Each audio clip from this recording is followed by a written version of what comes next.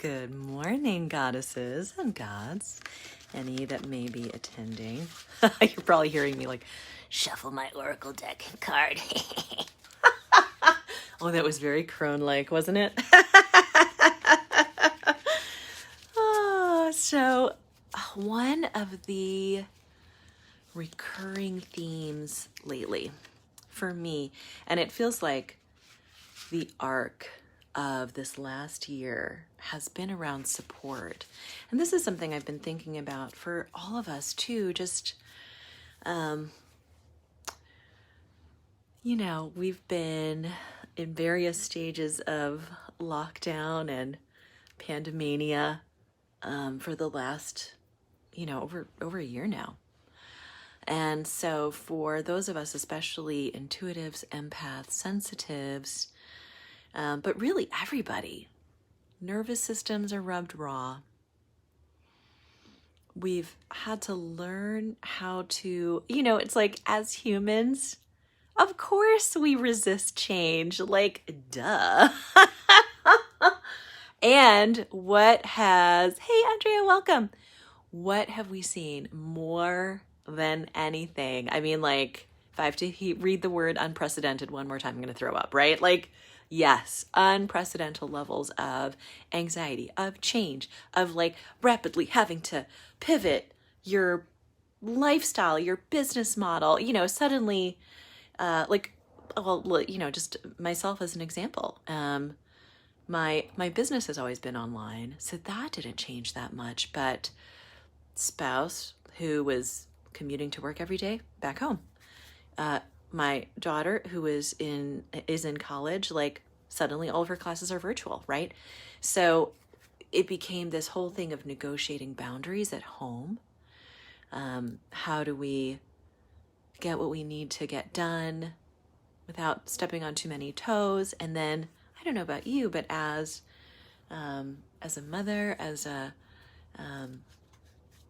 a partner, there was a lot. I was really being challenged to learn how to set my own internal boundaries of like not over giving of my energy and life force, like at cost to me, right? In order to take care of my beloved crew, because now they were around all the time. And were I to just continue kind of like feeding everyone, I myself would become depleted. And it did happen on more than one occasion, right? So what's been really important for me, besides this thing of boundaries, is support around those, maintaining those boundaries, right? I just hired an executive assistant who is like the new mistress of my calendar and email. And so this is like, it just creates this buffer zone. It creates this boundary. Hey, welcome. And that gives me more space to be the leader and the goddess that I'm here to be, like your friendly neighborhood dancer priestess, right? It's like that requires creativity and time and space and energy, and it's entwined with my purpose on the planet, right? So, and we all have that. And it shifts too, right? I think sometimes we get a little stuck on what's my purpose when it may be multiple purposes. Like one of my purposes is to be a phenomenal mother to my children. Another one of my purposes is to be, a source of radiant light on the planet and to help in this, raising collective consciousness.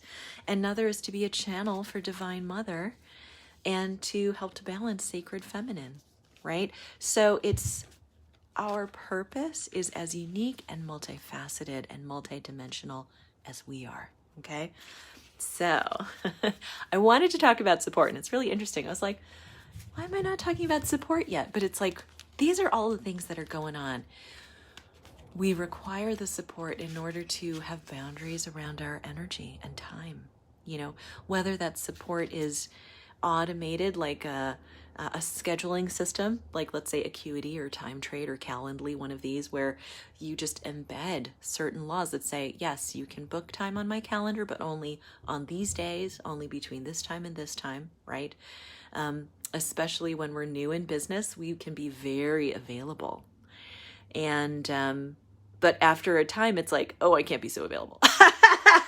Like, then, then the demand becomes very high. And that's where I am now, where it's like, I've handed the keys to my email kingdom over, queendom over, because it's like, it's too much of a time suck for me, especially when so much of that could be handled beautifully by someone else. It doesn't require my specific skill set, my specific gift, my specific heart. It doesn't require my life force, yeah? And then I get the pleasure of paying a beautiful team of people to help me with that. So here you're coming back to support. We talked about boundaries, right? We talked about soothing our nervous system. So support can look like a lot of things, Something I was just talking about with one of my team members this morning is that, especially for us as women, if the pandemic has shown us anything, it's that like we're still doing the majority of house stuff. We're still the first in line in terms of childcare. And so when this whole ridiculous, totally unrealistic expectation of somehow managing online schooling and all that jazz for our school-age children and, and still deliver the same results at work and, it's crazy pants. It's crazy pants. Like, and just for anyone who is in that situation, just FYI, the expectations are totally and completely unrealistic.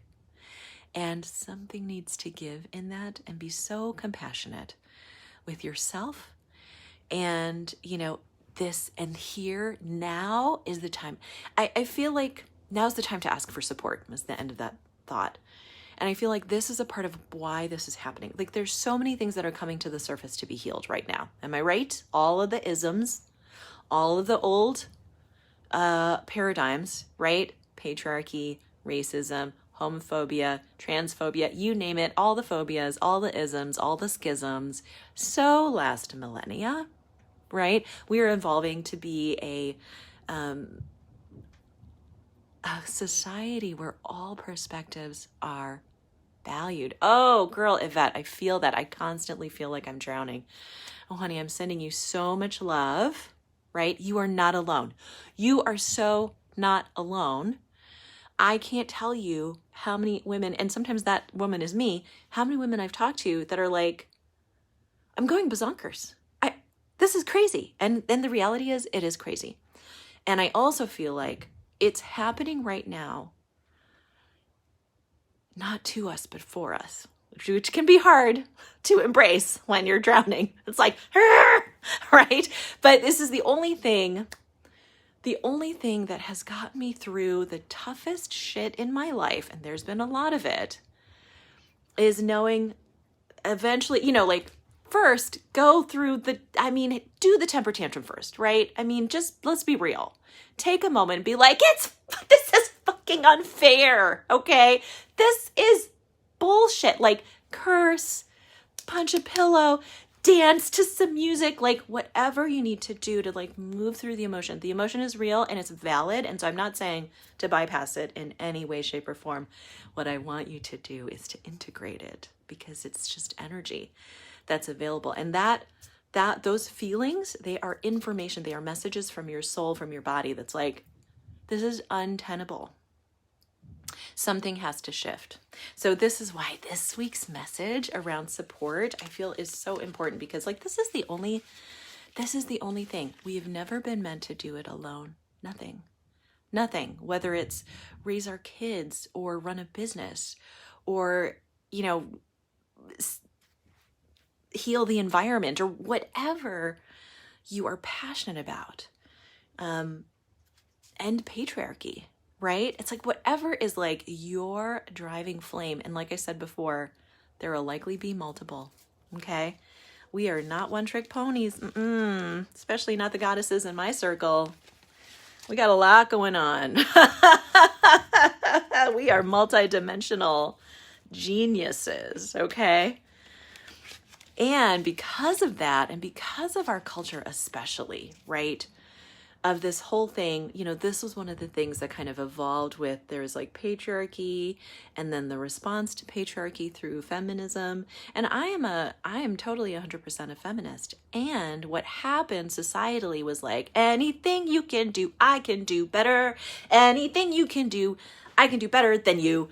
No, you can't. Yes, you can. No, you can't. That, like that musical song, it's like that. So then we were just like, oh yeah, we can do that. We can do that. We can do that. And so then before we knew it, we were doing everything because we weren't also getting the support on the other end. So we're like, yeah, we're in the workforce. Ha. Yeah, we can do anything, and we can. Of course we can. That, like, nobody, like, we didn't need to prove that to ourselves. But it was an important step as a society just to be like, oh, right. Yvette is posting, even as I have put together carpools and have support, the mental load is completely exhausting. I totally lost it. I thank you so much for sharing this, honey. I totally lost it on my child yesterday who couldn't make a decision. I can't make one more choice, one more decision, one more detour. I just can't. Decision fatigue is real. Decision fatigue is a real thing. Right now, I'm on a meal plan. Like, I was like, I need to shift something. So this is what I do. So I have a budget every month, and I was like, you know what? I'm spending the money anyway. What if I take some of the money that I'm spending over here and I move it over here and I sign up for this meal plan? Yeah, it's a little bit more than if I were just buying groceries and like preparing all the meals myself, right? And it takes just, that's like three less decisions I'm making every day about what I'm eating. Now it's like, I know that this is not going to be this is just my example, and it may not, I know it won't work for everyone because, like, you know, my kids, my daughter is old enough to make her own food. My hubby can make his own food, even though sometimes he might act like he can't, but he can, he totally can.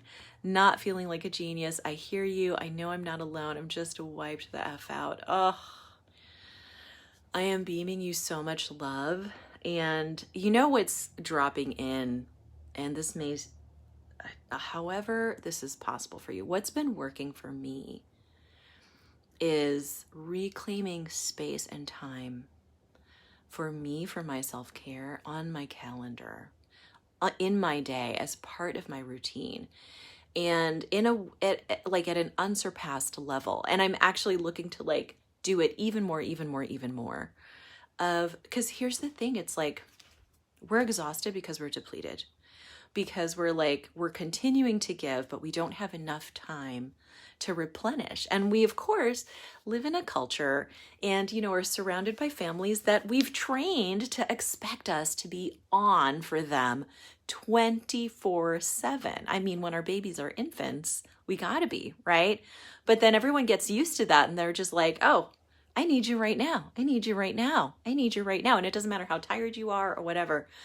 And the thing is, oh, I love this. And like Kimberly is chiming in to add that you are so not alone. And it's worse during lockdown. It totally is. It's like we are isolated from even our normal social networks of support, right?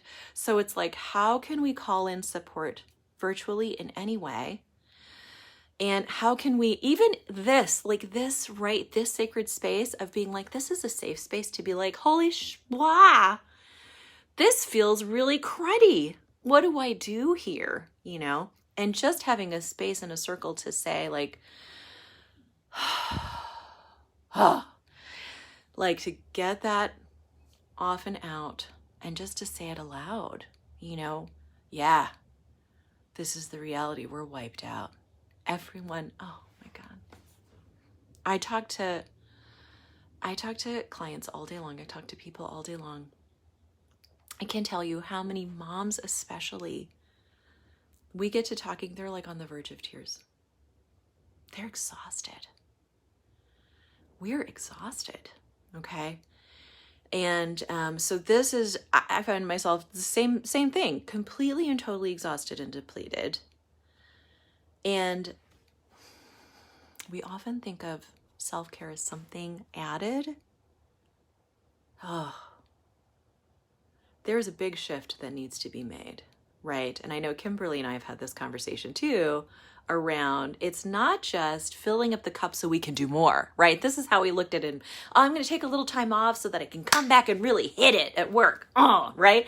And it's like, this has been our approach to self-care as a Band-Aid, as like a bridge to get me to the next phase, you know, like, I'm like, oh, brink of burnout. Like, okay, throw in a little self-care, boom. And I want to take this paradigm and I want to turn it over. And instead, your time for yourself is the foundation. Now I know I can hear it already. Like, what time, Shreese? What are you talking about? You know, what do you mean? I mean, more time for sleep. I mean, time in the morning that's just yours, for you to use as you choose, whether it's pulling an oracle card, which I'll do in a moment, whether it's meditating, whether it's praying, whether it's journaling. This is also where we bend time, okay? Because the message that I'm getting right now is that, you know how when you charge your phone, you don't have to charge it for a full 8 hours to get 8 hours of energy, of 8 hours of sustainability on your phone. You know how you just have to charge it for like a little bit of time, and then it's like good for another, well, couple days. Or if you had like my old iPhone, like when I had my iPhone 6, it was like, it would last a whole 15 minutes. By the end there, it was really bad. But like, it's like that for us, okay? So it feels so overwhelming, but it actually doesn't have to take that much time. It's more about shifting our mindset about the priority around it, where this becomes non-negotiable. If you find yourself waking up and the first thing that you're doing is taking care of your kids, or the first thing that you're doing is hitting the ground and like, you know, getting to your computer, the reason why I can speak so intimately to this is because this was me. Get up, head to the work. Get up, like, gotta do something in the kitchen. You know, like, and it was like I was nipping my life force right from the first moment, at my moment of greatest replenishment, right? So there are two things that I've really been focusing on, and like, to just make this as simple as possible, I've really been focusing on my sleep. Sleep. I had a friend who used to say, or have a friend who used to say, I'll sleep when I'm dead. Girl, no. You don't even know the magical things that are happening when you're asleep. Your body replenishing, your soul going on journeys, your dream giving you information. Some of this like angst and anxiety and exhaustion, like when we give ourselves that sleep and we go into REM, like our dream beings are like dealing with that stuff. Our guides are coming in and helping us out. Like, so that is so key. So how can you add 15 minutes, then 30 minutes, then an hour, and really make sure that you're getting enough sleep? And if you're exhausted, for a while, I was like sleeping. You may need to sleep more to replenish, okay? We may be talking 9 hours a night. We might be talking 10 hours a night. For a long time, I was averaging more like 5 hours a night. That is insanity, right? The other piece is this time. And it's like, it doesn't have to be hours. You know, sometimes we set ourselves up like, I need like 2 hours of self-care. Yeah, in an ideal world, heck yeah. And when you have the support to do that, yes. And, you know, let's be real. Do we have that? So it's really about holding that time pristine, holding that time as just for you, even if it's just that you wake up and you just lay there in bed and do like like meditate for 10 minutes lying down. Just like put on your, I use Insight Timer as my meditation app. Just put on a nice visualization to start your day and ease into the day. That moment changes changes what you're telling your body, what you're telling your soul about that day. Because when we jump right out, what we give, the message we give ourselves is like, not enough time, not enough, right? And we want to switch that. We want to switch to that to more than enough, right? So even just taking that time first is like, it's been transformative for me. Of just like, oh, I have enough time. I have more than enough time, right? And then you start to look for magical ways to do that throughout your day, right? I unplug for lunch. I may not take a huge long lunch, but I unplug totally. I'm not looking at work emails. I'm not like chatting with my COO or Chief Unicorn of Operations, as she's known on my team. I'm not doing any of that stuff. I am just focused on enjoying my meal, being grateful for all the hands that touched everything on my plate so that I could eat it in this moment, right? It's a great moment for gratitude. So let's take, I've been promising a card reading this whole time.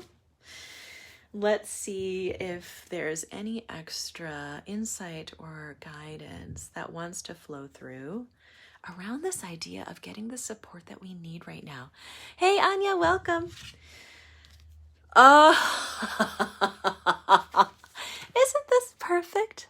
It's Estra. Growth. Total spring, like, and isn't it like we're in springtime right now? This is perfect. We are in a time of renewal. Like, it's been really tough. It's been kind of dark.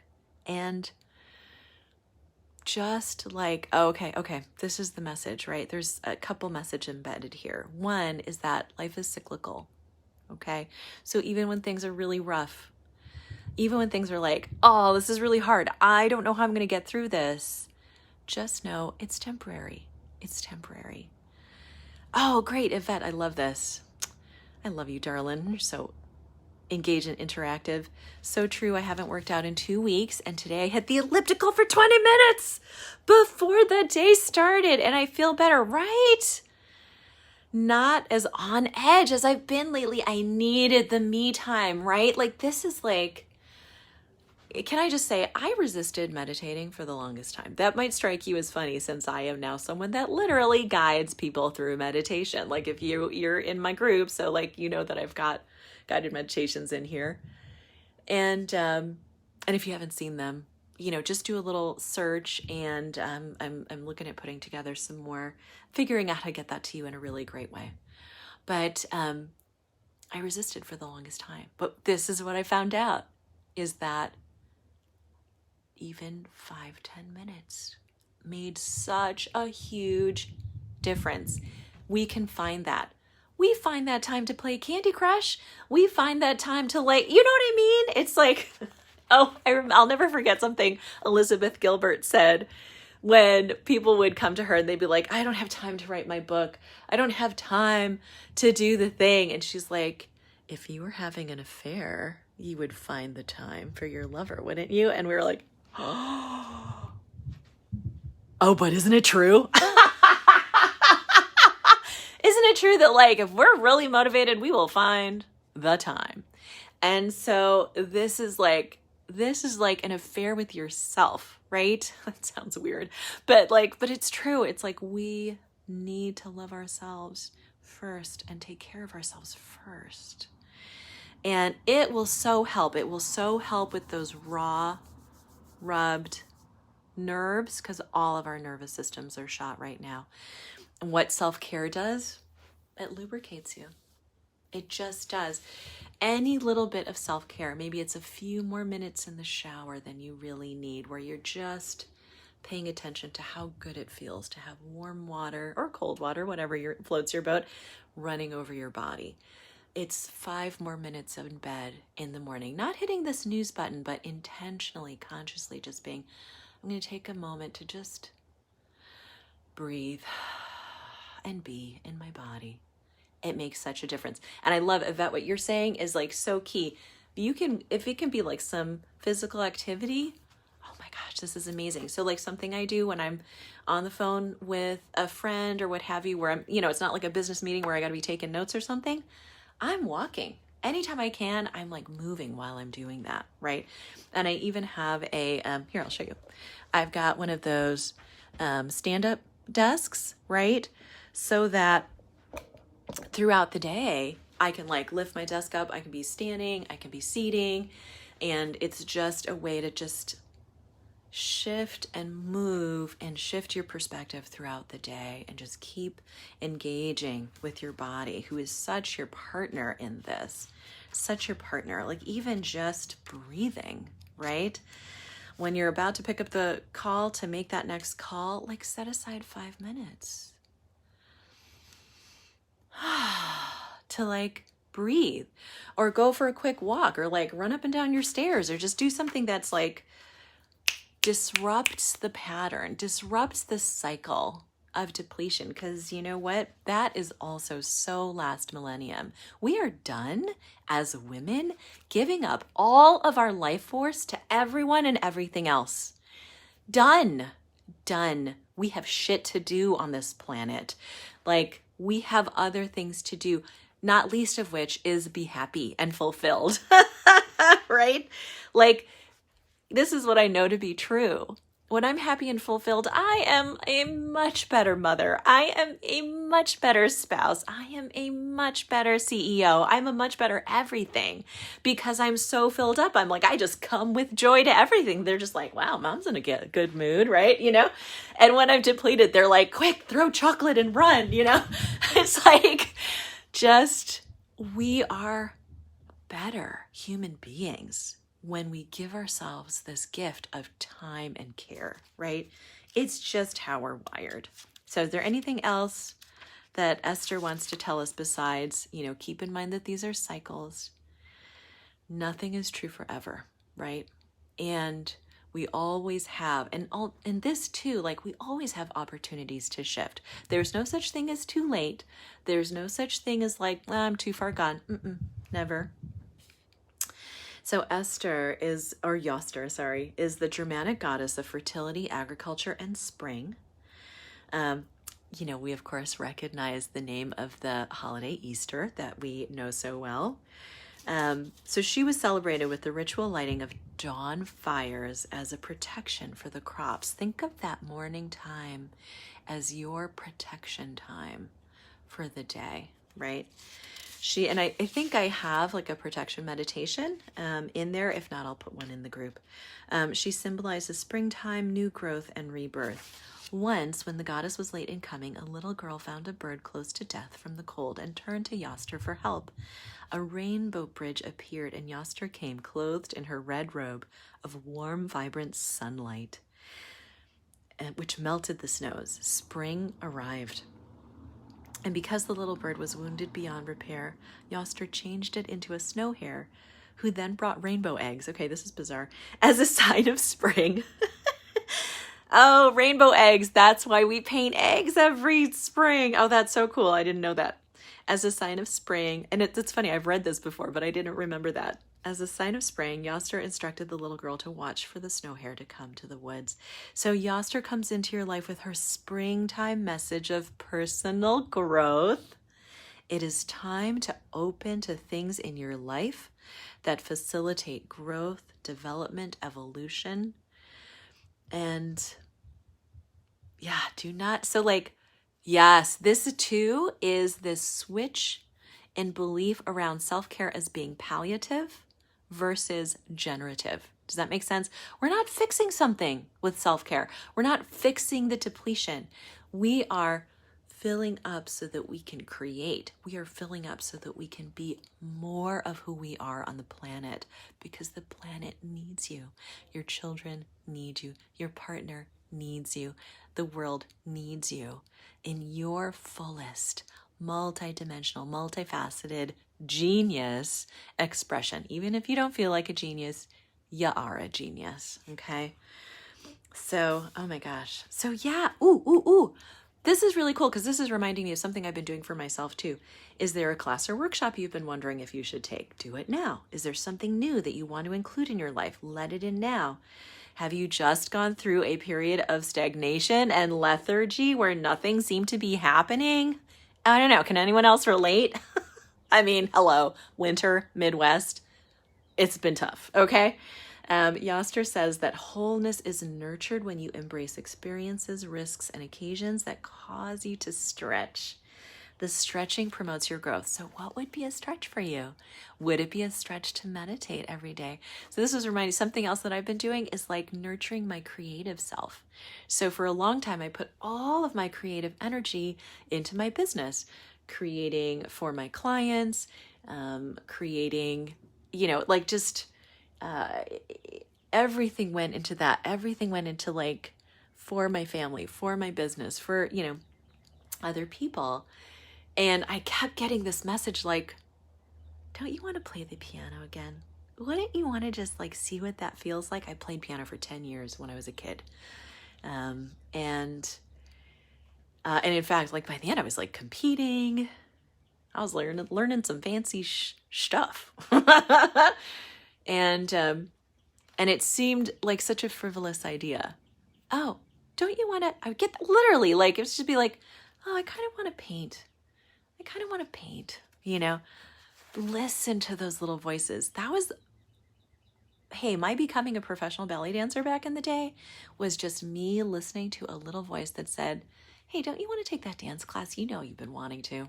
You've been wanting to try that for a long time. Like, just try it. What's the harm? Just try it.